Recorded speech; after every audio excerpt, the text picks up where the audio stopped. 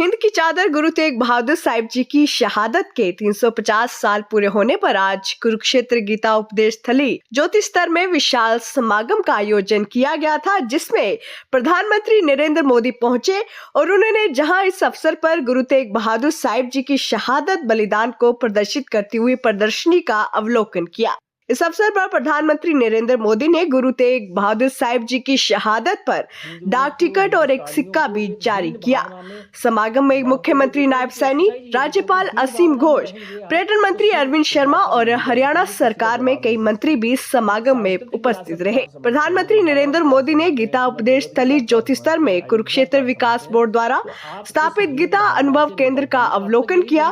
उन्होंने मुख्यमंत्री नायब सैनी के साथ गीता अनुभव केंद्र का गहनता से अवलोकन किया और भगवान श्री कृष्ण के प्रिय पांचजन्य शंख को पांचजन्य स्मारक के रूप में ज्योति स्तर में स्थापित किया गया। प्रधानमंत्री नरेंद्र मोदी ने इसका विधिवत उद्घाटन किया। मुख्यमंत्री नायब सैनी ने अपने संबोधन में कहा कि गीता और गुरुओं की पावन धरा की गरिमा आज कई गुना बढ़ी है।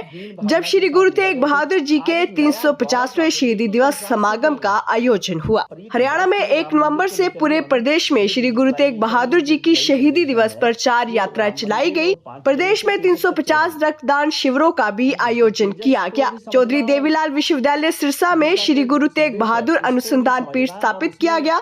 यमुनानगर में श्री गुरु तेग बहादुर जी के नाम से एक वन्य जीव एवं जीव वैधता संरक्षण ब्लॉक का उद्घाटन किया गया। यमुनानगर के 45 एकड़ में बनने वाले कृषि विश्वविद्यालय का नाम श्री गुरु तेग बहादुर जी के नाम पर रखा गया। 1984 के दंगों में पीड़ित 121 परिवारों के एक सदस्य को मिलेगी सरकारी नौकरी, ऐसा हमारी सरकार ने निर्णय लिया है। यमुनानगर में बन रहे मेडिकल कॉलेज का नाम हिंद दी चादर श्री गुरु तेग बहादुर जी के नाम पर रखा गया।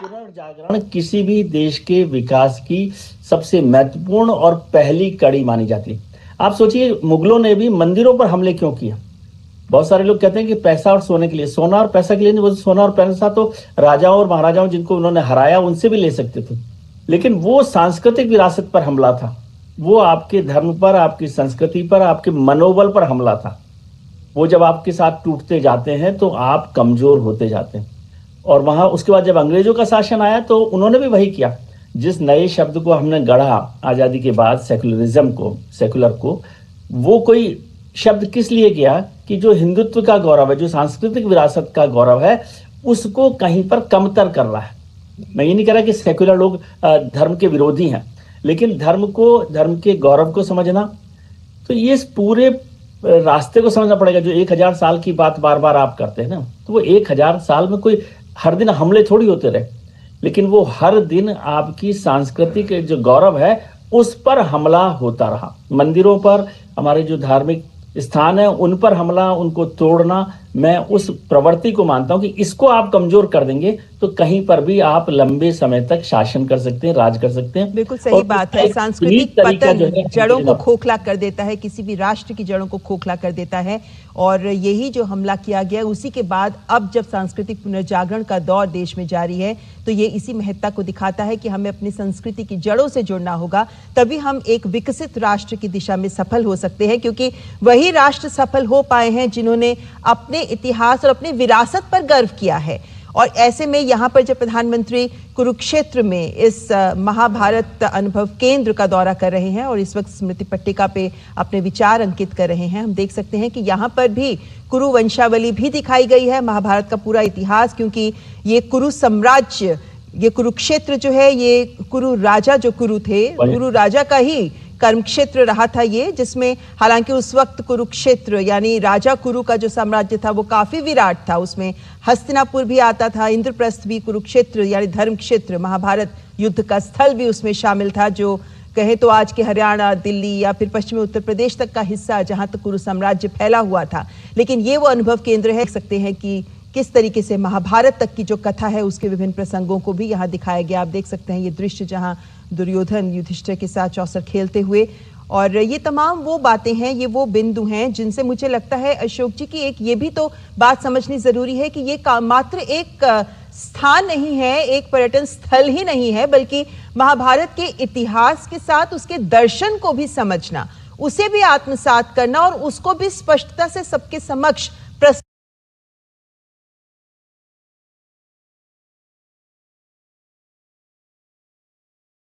प्रधानमंत्री का प्रयास भी यही है कि जब 2047 में विकसित राष्ट्र की बात करते हैं तो वो केवल आर्थिक विकास की बात नहीं है, उसमें सर्वांगीण विकास जब तक नहीं होगा भारत का, और उसमें हमारी जो सांस्कृतिक विरासत है, हमारी जो धरोहर है, हमारे जितने तीर्थ स्थान हैं।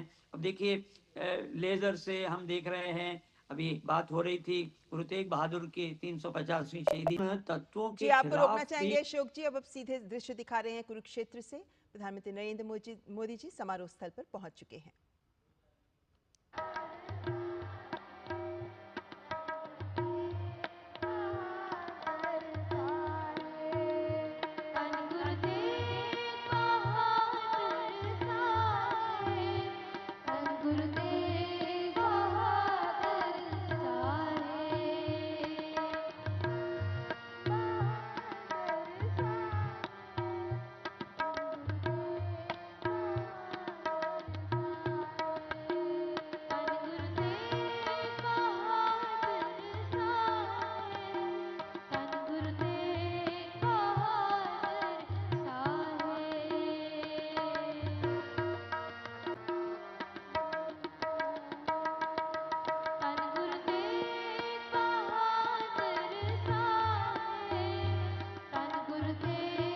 कौमां दी जिंदगी नूं किसे आख्या कौमां दी जिंदगी नूं कायम रखदे ने दामिल होण दे लई देश के प्रधानमंत्री मानयोग नरेंद्र मोदी जी साडे नाल शामिल ने।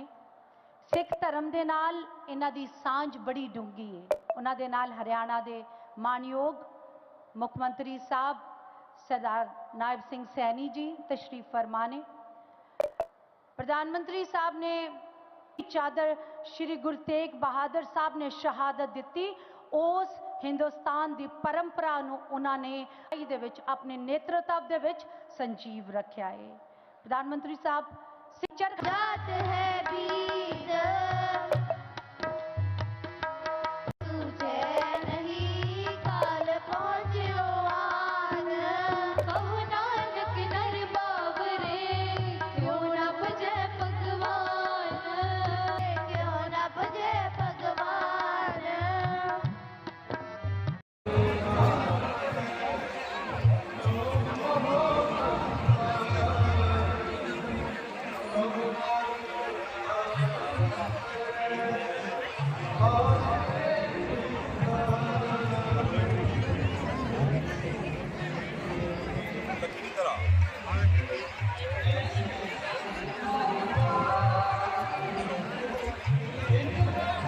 आदरणीय प्रधानमंत्री जी, गीता और गुरुओं की इस पावन धरा की गरिमा आज कई गुना बढ़ गई है, जब देश व धर्म की रक्षा के लिए सर्वस्व न्यौछावर करने वाले हिंद की चादर श्री गुरु तेग बहादुर जी के 350वें शहीदी दिवस पर इस विशाल समागम का आयोजन किया गया है। मुझे याद है कि उनकी स्तुति में सर्वंशदानी दशम पातशाह गुरु गोविंद सिंह जी ने कहा था कि धर्म हेत साका जिनी किया, शिशु दिया परु सिरु न दिया। आदरणीय प्रधानमंत्री जी, गुरु जी के शहीदी दिवस पर प्रदेश सरकार ने हरियाणा गुरुद्वारा प्रबंधक समिति के साथ मिलकर के हरियाणा प्रदेश में अनेक आयोजन किए हैं ताकि गुरु जी की शिक्षाएं प्रदेश के बच्चे बच्चे तक पहुंचें।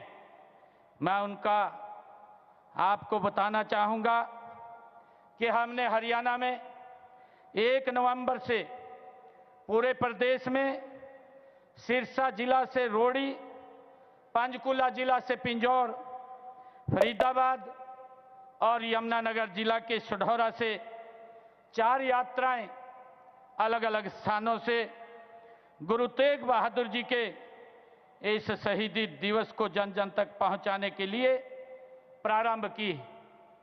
तब से शुरू करके आज तक प्रदेश में हमने 350 रक्तदान शिविर आयोजित किए हैं। माननीय प्रधानमंत्री जी, जिनमें 27,000 यूनिट एकत्र किया गया है। गुरुजी के जीवन पर प्रदेश के सभी स्कूलों में पंजाबी, हिंदी, संस्कृत और इंग्लिश भाषाओं में निबंध प्रतियोगिताएं आयोजित की गई हैं। मुझे ये बताते हुए कि इस कार्यक्रम में 3,50,000 बच्चों ने अलग अलग स्कूलों में भाग लिया। इसी प्रकार 3 भाषाओं की कहानी प्रतियोगिता में 350 विद्यार्थियों ने भाग लिया। और आदरणीय प्रधानमंत्री जी, जब पहली यात्रा हमने सिरसा रोडी से प्रारंभ की, चौधरी देवीलाल विश्वविद्यालय सिरसा में राष्ट्रीय स्तर का सेमिनार वहां आयोजित किया गया। हमने वहां पर गुरु तेग बहादुर जी के जीवन, दर्शन और कार्यों पर चेयर स्थापित करने का निर्णय हमारी सरकार ने लिया, ताकि गुरु जी के दिखाए हुए मार्ग पर जो उन्होंने शिक्षाएं दी हैं उसको हमारे युवा उसको देख सकें, सर्च कर सकें। उसको लेकर के हमने एक चेयर स्थापित करने का गुरु तेग बहादुर जी के नाम से निर्णय किया है। आदरणीय प्रधानमंत्री जी, इसी प्रकार हमने जब पंचकुला पिंजौर से यात्रा प्रारंभ हुई तो अंबाला गवर्नमेंट पॉलिटेक्निकल, उसका नाम गुरु तेग बहादुर जी के नाम से रखा गया। आदरणीय प्रधानमंत्री जी, हमने करनाल में हिंद की चादर मैराथन का आयोजन किया, जिसमें 80,000 लोगों ने भाग लिया। और उसी के साथ ही गुरु जी का शीश को आनंदपुर साहब पहुंचाने के प्रण से अपना शीश कुर्बान करने वाले दादा खुशहाल सिंह दैया जी के बलिदान, उनके जन्मस्थली बड़खालसा में उनकी याद में एक राज्य स्तरीय हमने समारोह का आयोजन भी वहां पर किया है। माननीय प्रधानमंत्री जी, इसी कड़ी में हमने यमुनानगर जिले के कालेश्वर में गुरु तेग बहादुर जी के नाम पर एक वन लगाने का निर्णय वहां पर लिया है। और वहां पर वन्य जीव संरक्षण ब्लॉक में विद्यार्थियों के साथ 350 पौधे वहां पर लगाए गए। और उसी के साथ ही गुरु तेग बहादुर द्वार का भी निर्माण वहां बनाने का निर्णय लिया गया है। माननीय प्रधानमंत्री जी, गीता का संदेश हर हरियाणवी की रगों में है। आप जब 6 अक्टूबर 2014 को आप कुरुक्षेत्र आए थे, आपने कहा था कि कुरुक्षेत्र की गीता स्थली के रूप में अंतर्राष्ट्रीय स्तर पर पहचान दिलाने के लिए हर संभव प्रयास करेंगे। आपसे प्रेरणा प्राप्त कर हमने गीता महोत्सव को कुरुक्षेत्र में अंतर्राष्ट्रीय स्तर पर मनाने की शुरुआत ये 2016 में की थी। आदरणीय प्रधानमंत्री जी, तब से अब तक इसमें 4 देशों 6 राज्यों ने भागीदारी की है। यही नहीं, 6 देशों से बाहर 6 देशों में अंतर्राष्ट्रीय गीता महोत्सव जयंती का कार्यक्रम भव्य स्तर पर मनाया गया है।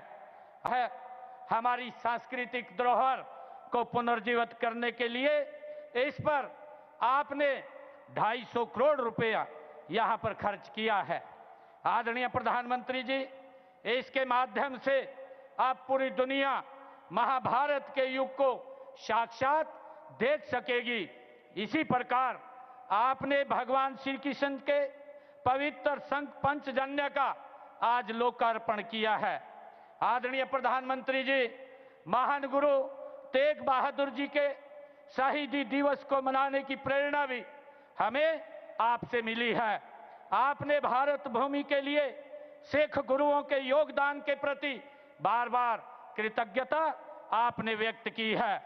आदरणीय प्रधानमंत्री जी, आपकी पहल पर आजादी का अमृत महोत्सव में श्री गुरु तेग बहादुर जी के 400वें प्रकाश पर्व को देश भर में मनाया गया है। उनकी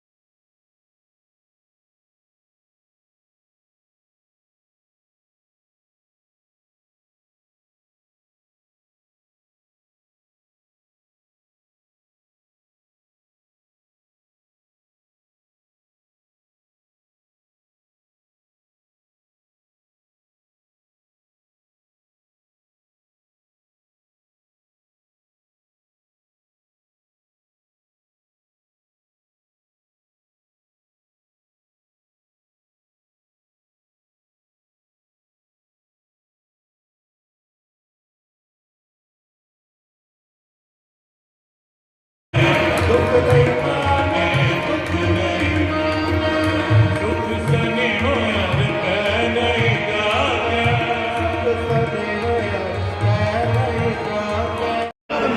च बैठण दी किरपालता करिए। संत महापुरुष भी इत्थे पहुंचे हुए ने, संत महापुरुष समूह दा भी इत्थे पहुंचण ते धन्नवाद करते हैं। सारी हरियाणा सरकार का धन्नवाद करते हैं कि उन्हां दे सदका एक बड़ा समागम जो हरियाणा की धरती ते हो रहा है, साईं ते एडा वड्डा समागम पंजाब सरकार। सत श्री अकाल। और एक कॉफ़ी टेबल बुक जो गुरु साहब की शहादत को और हरियाणा में जितने भी हमारे सिख समुदाय के लोग हुए हैं जिन्होंने गुरु साहब की शहादत में अपनी कंट्रीब्यूशन की है, उसको हमने एक किताब बंद किया है कॉफ़ी टेबल बुक पे।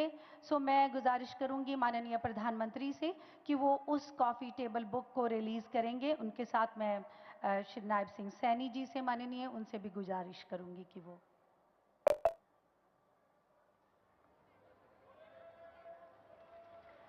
सत श्री अकाल। इस शहादत को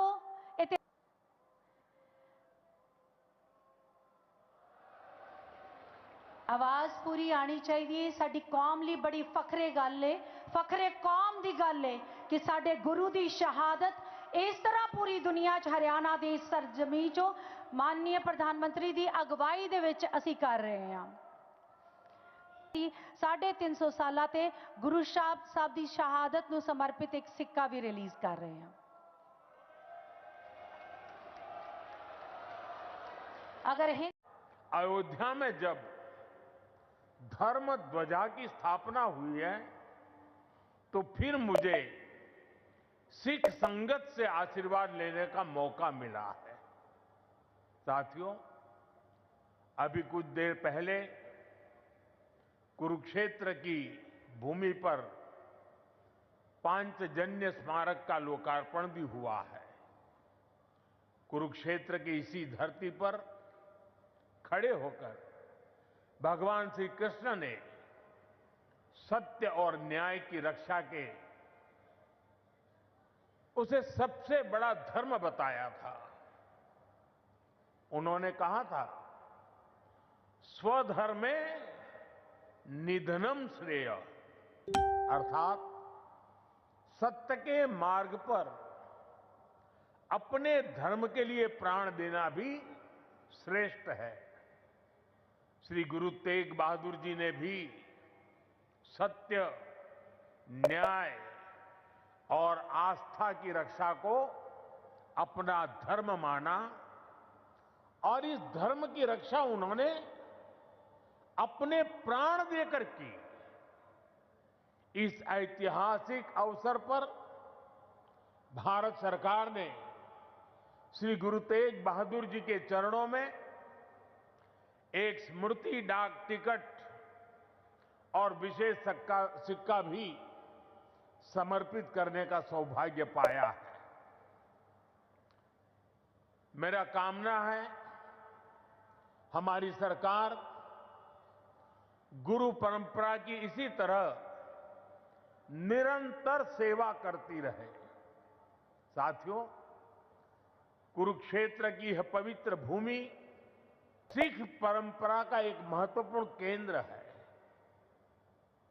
इस भूमि का सौभाग्य देखिए, सिख परंपरा के लगभग सभी गुरु अपनी पावन यात्रा के दौरान यहां आए। जब 9वीं पातशाही श्री गुरु तेग बहादुर जी इस पवित्र भूमि पर पधारे तो उन्होंने यहां अपने गहन तप और निर्भीक साहस की छाप छोड़ी थी। साथियों, श्री गुरु तेग बहादुर जी जैसे व्यक्तित्व इतिहास में विरले ही होते हैं। उनका जीवन, उनका त्याग, उनका चरित्र बहुत बड़ी प्रेरणा है।